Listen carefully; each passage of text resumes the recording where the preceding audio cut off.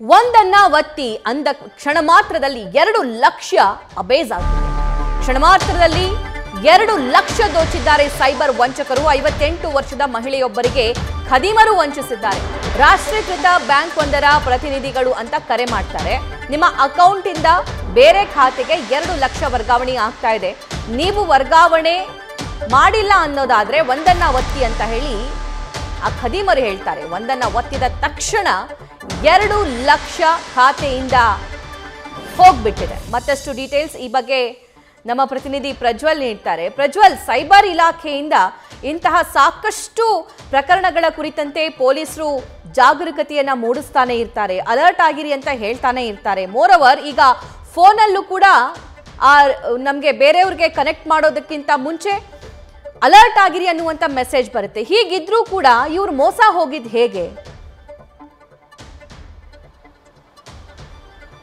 ಸಭಾ, ಇಲ್ಲಿ ಈ ಒಂದು ಘಟನೆಯನ್ನು ನಾವು ಗಮನಿಸಬೇಕಾಗುತ್ತೆ. ಅಂದರೆ ಸೈಬರ್ ಫ್ರಾಡ್ಗಳೇನಿರ್ತಾರೆ ಅವರು ಯಾವಾಗಲೂ ಕೂಡ ಅಷ್ಟೇ ಸಾಕಷ್ಟು ವಿವಿಧ ರೀತಿಯಲ್ಲಿ ವಂಚನೆಯನ್ನು ಕೂಡ ಮಾಡ್ತಾ ಇರುವಂಥದ್ದು. ಅಂದರೆ ಜನಸಾಮಾನ್ಯರನ್ನ ಇವರು ಟಾರ್ಗೆಟ್ ಮಾಡ್ತಾ ಹೋಗ್ತಾರೆ. ಇಲ್ಲಿ ಯಾವ ರೀತಿಯಲ್ಲಿ ವಂಚನೆ ಮಾಡಿದ್ದಾರೆ ಅನ್ನೋದನ್ನು ನೋಡ್ತಾ ಹೋದರೆ 58 ವರ್ಷದ ಮಹಿಳೆಗೆ ಒಂದು ಕರೆ ಬರುತ್ತೆ. ನಿಮ್ಮ ಅಕೌಂಟ್ನಿಂದ 2 ಲಕ್ಷ ಹಣ ವರ್ಗಾವಣೆಯಾಗಿದೆ ಅಂತ ಹೇಳಿ ಅವರು ಕರೆಯನ್ನು ಮಾಡ್ತಾರೆ. ನಾನು ರಾಷ್ಟ್ರೀಕೃತ ಬ್ಯಾಂಕ್ನ ಪ್ರತಿನಿಧಿ ಅಂತ ಹೇಳಿ ಅವರನ್ನ ನಂಬಿಸ್ತಾರೆ. ಅದರಲ್ಲಿ ಒಂದು ವಿಚಾರವನ್ನು ಹೇಳ್ತಾ ಹೋಗ್ತಾರೆ. ಅಂದರೆ ನಿಮ್ಮ ಬ್ಯಾಂಕ್ನಿಂದ 2 ಲಕ್ಷ ಹಣ ವರ್ಗಾವಣೆಯಾಗಿದ್ದೇ ಆಗಿದ್ದಲ್ಲಿ, ಅಂದರೆ ನೀವೇ ವರ್ಗಾವಣೆಯನ್ನು ಮಾಡಿದ್ದೇ ಆಗಿದ್ದಲ್ಲಿ 3 ಒತ್ತಿ, ಅಥವಾ ನೀವು ವರ್ಗಾವಣೆ ಮಾಡಿಲ್ಲ, ಆ ಒಂದು ಹಣ ವರ್ಗಾವಣೆಯನ್ನು ನಿಲ್ಲಿಸಬೇಕು ಅಂತ ಆದಲ್ಲಿ ನೀವು 1 ಒತ್ತಿ ಅಂತ ಹೇಳ್ತಾರೆ. ಆ ಸಂದರ್ಭದಲ್ಲಿ ಮಹಿಳೆ ಯಾವುದೇ ರೀತಿಯ ಹಣದ ವರ್ಗಾವಣೆಯನ್ನು ಕೂಡ ಮಾಡಿರೋದಿಲ್ಲ. ಹಾಗಾಗಿ ಭಯಪಟ್ಟು 1 ಒತ್ತುತ್ತಾಳೆ. 1 ಒತ್ತದಂತಹ ವೇಳೆಯಲ್ಲಿ ಆತ ಕರೆಯನ್ನ ನಿಮ್ಮ ಮ್ಯಾನೇಜರನ್ನ ಭೇಟಿ ಮಾಡಿ ಅಂತ ಹೇಳಿ ಕರೆಯನ್ನ ಕಟ್ ಮಾಡ್ತಾನೆ. ಅಂದ್ರೆ ಇಲ್ಲಿ ರಾಷ್ಟ್ರೀಕೃತ ಬ್ಯಾಂಕ್ಗಳು ಏನ್ ಮಾಡ್ತವೆ ಅಂತ ಹೇಳಿದ್ರೆ ಅಂದ್ರೆ ದೊಡ್ಡ ಪ್ರಮಾಣದಲ್ಲಿ ಹಣ ವರ್ಗಾವಣೆ ಆಗುತ್ತೆ. ಫಾರ್ ಎಕ್ಸಾಂಪಲ್, ಈಗ ಒಬ್ಬರ ಖಾತೆಯಿಂದ 2 ಲಕ್ಷ ಅಥವಾ 3 ಲಕ್ಷ ಹಣ ವರ್ಗಾವಣೆ ಆಗುತ್ತೆ ಅನ್ನುವಂಥ ಸಂದರ್ಭದಲ್ಲಿ ಒಂದು ಇಮೇಲ್ ಅನ್ನು ಕಳಿಸ್ತಾರೆ, ಇಲ್ಲ ಕರೆಯನ್ನ ಮಾಡಿ ನೀವೇನಾ ಈ ಹಣವನ್ನು ವರ್ಗಾವಣೆ ಮಾಡಿದ್ದು ಅನ್ನುವಂಥ ಒಂದು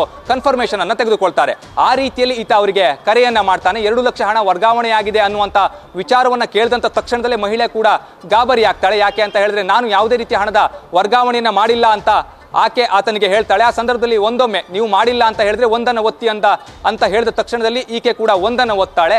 1 ಒತ್ತಿದ ತಕ್ಷಣದಲ್ಲೇ ಈಕೆಯ ಅಕೌಂಟ್ನಿಂದ 2 ಲಕ್ಷ ಹಣ ಏನಿದೆ ಅದು ಕಟ್ ಆಗಿರುವಂಥದ್ದು. ತಕ್ಷಣವೇ ಆಕೆ ಗಿರಿನಗರ ಪೊಲೀಸ್ ಠಾಣೆಗೆ ಹೋಗಿ ಪ್ರಕರಣವನ್ನ ಕೂಡ ದಾಖಲಿಸ್ತಾರೆ. ಅದೇ ರೀತಿಯಲ್ಲಿ ಗೋಲ್ಡನ್ ಅವರ್ನಲ್ಲಿ ಇದನ್ನೇನಾದ್ರೂ ಮಾಡ್ಲಿಕ್ಕೆ ಆಗುತ್ತಾ ಅನ್ನುವಂಥ, ಅಂದ್ರೆ ಹಣವನ್ನು ಫ್ರೀಸ್ ಮಾಡಲಿಕ್ಕೆ ಸಾಧ್ಯವಾಗುತ್ತಾ ಅನ್ನುವಂಥ ಉದ್ದೇಶದಿಂದಾಗಿ ಪೊಲೀಸರು ಕೂಡ ತಕ್ಷಣವೇ ಪ್ರಯತ್ನವನ್ನ ಕೂಡ ಪಟ್ಟಿರುವಂಥದ್ದು. ಆದ್ರೆ ಹಣ ಇನ್ನೂ ಕೂಡ ಫ್ರೀಸ್ ಆಗಿಲ್ಲ ಅನ್ನುವಂಥ ಒಂದು ಮಾಹಿತಿ ಏನಿದೆ ಅದು ಕೂಡ ಲಭ್ಯವಾಗ್ತಾ ಇದೆ.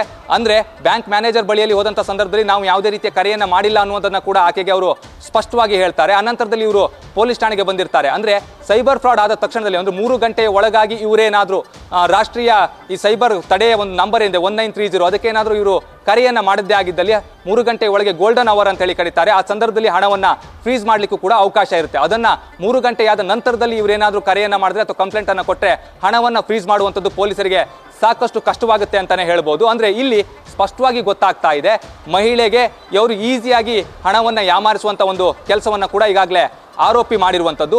ಸೈಬರ್ ಫ್ರಾಡ್ ಏನಿದೆ ಇದು ಈಗಾಗಲೇ ಹೆಚ್ಚಿನ ಸಂಖ್ಯೆಯಲ್ಲಿ ದಾಖಲಾಗ್ತಾ ಇದೆ ಈ ರೀತಿಯ ಪ್ರಕರಣಗಳು. ಆದರೂ ಕೂಡ ಜನ ಎಚ್ಚೆತ್ತುಕೊಳ್ತಾ ಇಲ್ಲ ಅನ್ನುವಂಥದ್ದು ಗೊತ್ತಾಗ್ತಾ ಇದೆ. ಪೊಲೀಸ್ ಇಲಾಖೆಯು ಕೂಡ ಸಾಕಷ್ಟು ರೀತಿಯಲ್ಲಿ ಮುಂಜಾಗ್ರತಾ ಕ್ರಮಗಳನ್ನು ಕೂಡ ತೆಗೆದುಕೊಳ್ಳಿ ಅನ್ನುವಂಥ ಒಂದು ವಿಚಾರವನ್ನು ಕೂಡ ಹೇಳ್ತಾ ಇದೆ. ಯಾವುದೇ ಕಾರಣಕ್ಕೂ ಕೂಡ ಸೈಬರ್ ಫ್ರಾಡ್ಗಳ ಒಂದು ವಂಚನೆಗೆ ಬಲಿಯಾಗಬೇಡಿ ಅನ್ನುವಂಥ ಒಂದು ಜಾಗೃತಿಯ ಕಾರ್ಯಕ್ರಮಗಳನ್ನು ಕೂಡ ಮಾಡ್ತಾ ಇರುವಂಥದ್ದು. ಆದರೂ ಕೂಡ ಜನ ಈಸಿಯಾಗಿ ಯಾಮಾರ್ತಾ ಇದ್ದಾರೆ ಅನ್ನುವಂಥದ್ದೇನಿದೆ ಅದು ಸ್ಪಷ್ಟವಾಗಿ ಗೊತ್ತಾಗ್ತಾ ಇದೆ. ಸಭಾ, ಥ್ಯಾಂಕ್ ಯು ಪ್ರಜ್ವಲ್.